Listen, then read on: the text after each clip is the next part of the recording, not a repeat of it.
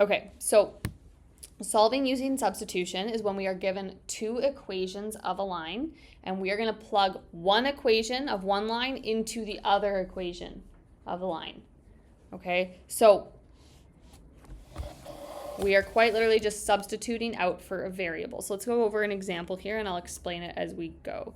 So to solve by substitution, solve a system of linear equations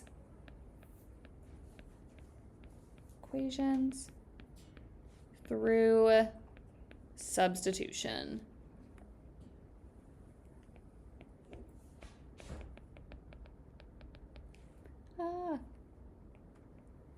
Okay. So what this looks like is you might be given two different equations of a line. And so you might be given y equals x plus 3. And the other one might be 2a plus b, or sorry, I need to make those x's and y's. Sorry, 2 y plus, I'm messing this up, sorry, 2x plus y equals 5. Okay, so those might be your two examples of linear equations. Now, yesterday, what we did was we graphed those. So we made a table of values and we graphed them, and we found the one place that they crossed. That's our solution. Okay, so when graphing, our solution is where those two lines cross.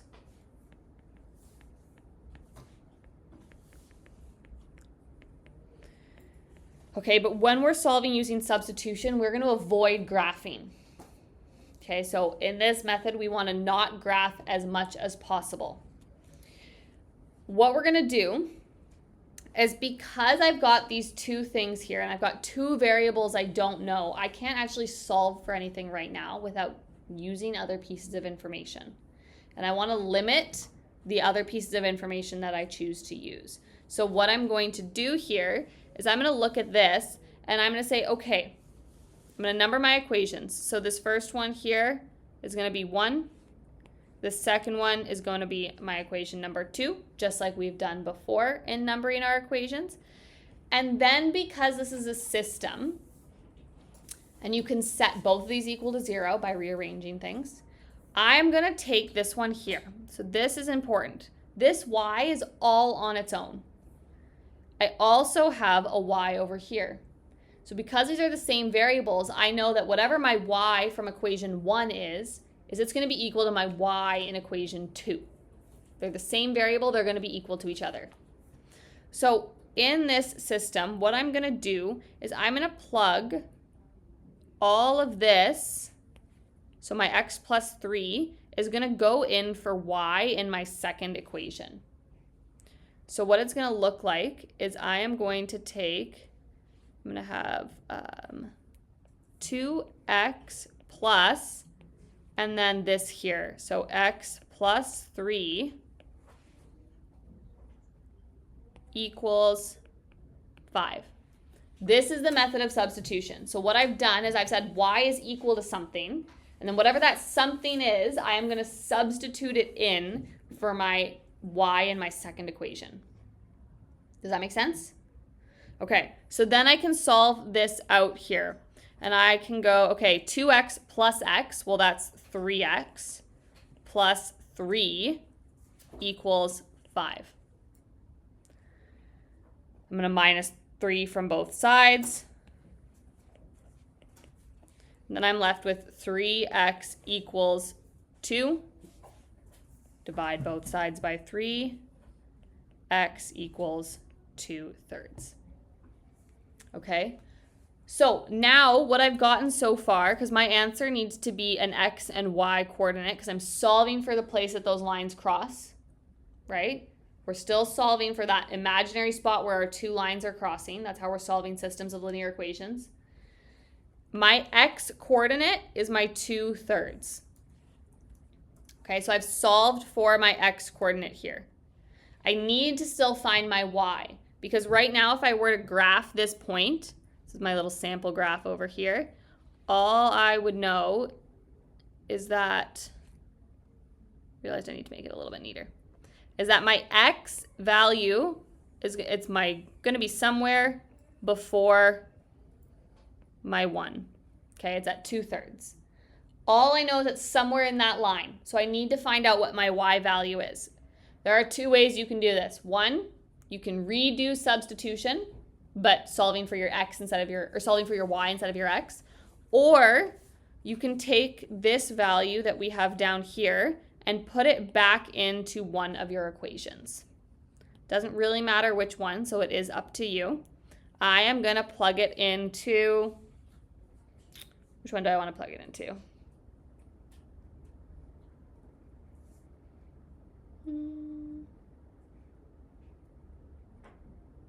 I'm going to plug it into my first one. So I'm going to go y equals 2/3. Okay, because I've taken my x value from down here and I've put it into my equation number 1. That's the equation I'm using. 2/3 plus 3. Okay, so y, if I need to remember my adding fraction rules, equals 2/3 plus 3 over 1. I need to multiply both of these by 3 to get a common denominator. So then I'm going to equal y equals 2/3 plus 9 over 3. Okay, this gives me 11 over 3. And if I write this as a mixed fraction, what I'm going to get is 3 2/3. Okay? So that is my y value. So here, up here, I've got 3 2/3 as my y. So that would bring me to 1, 2, 3 2/3. So the place on my graph where my 2 lines would cross would be right there. That's the solution to this equation. That's how we solve for substitution. Does that make sense so far? Kevin? Yes. Junso? Okay, I'm going to do one more example. I'm going to keep recording while we do this example. So, my next one still solving by substitution here.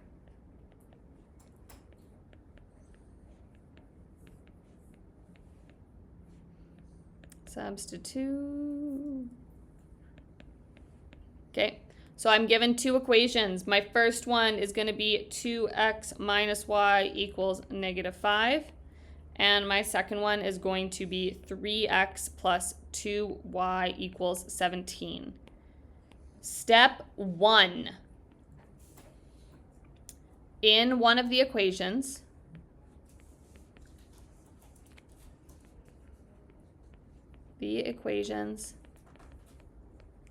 get one of the variables by itself.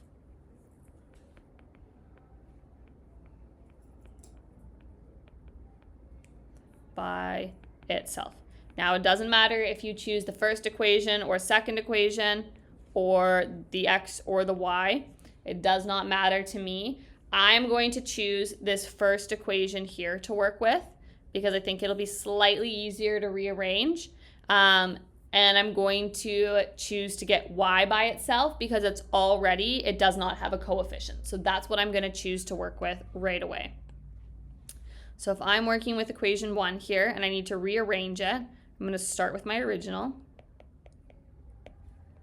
I'm going to go, okay, if I add y to both sides, I have 2x equals -5 plus y.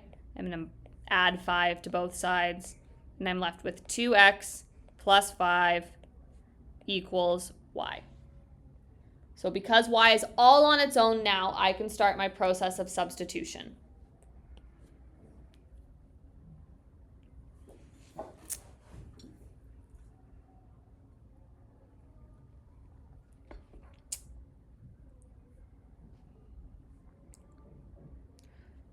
Okay, my process of substitution is take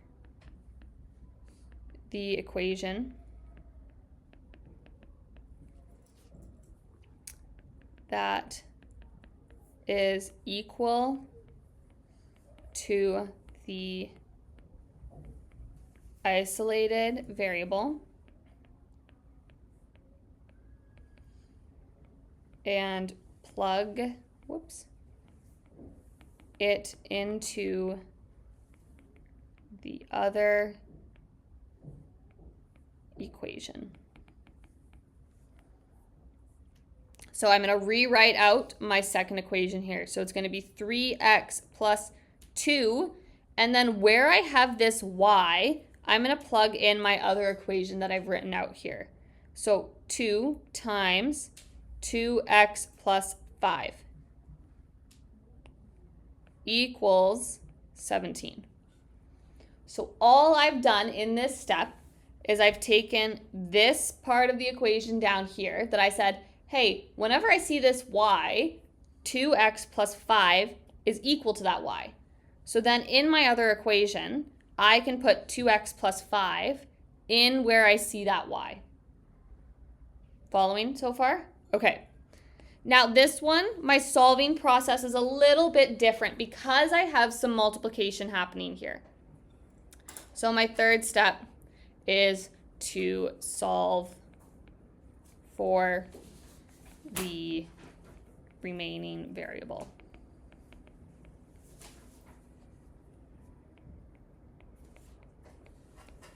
So when I go to solve this, because this has multiplication right here between my 2 and my 2x plus 5, I need to do my FOIL or my expansion or whatever you want to call it, my rainbow method. There's a bunch of different names for it. So 2 times 2x is 4x, and then 2 times positive 5 is 10.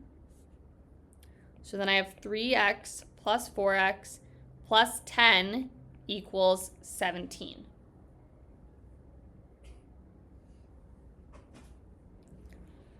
Okay, I'm just going to start simplifying. So 3x and 4x, those are like terms, so they can get combined together. So I'm going to end up with 7x.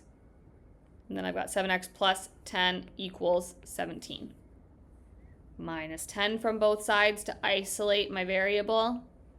I'm going to be left with 7x equals 7. The last step to isolating my x is now I divide both sides by 7, and I'm left with x equals 1. Is this making sense so far? A little bit more now? Okay. So then the answer for my solution is 1 comma something. I still don't know my y for this one. So I'm going to take my x here, and I'm going to put it back into one of my equations. It doesn't matter which one. Okay, so I'm just going to use my first one because it makes it nice and easy, and I have it rearranged already over here. So I'm going to go and say 2x plus 5 equals y. I'm going to take my x value, and I'm going to go 2 times 1 plus 5 equals y. 2, oh, running out of paper. Sorry, 1 second, guys. 2 plus 5 equals y, so 7 equals y. Now I have the solution of my line here. Okay, points 1, x, and y, 7, that's where my two lines are going to cross. Now if you want to check, you can check by graphing, and you should get the same answer. But this solution or this method is really good when you have two unknown variables and you're trying to figure out what both of those might be. Okay, so we use it a lot more often in physics problems and in word problems. Okay, so this is a really important method to understand as we go forward.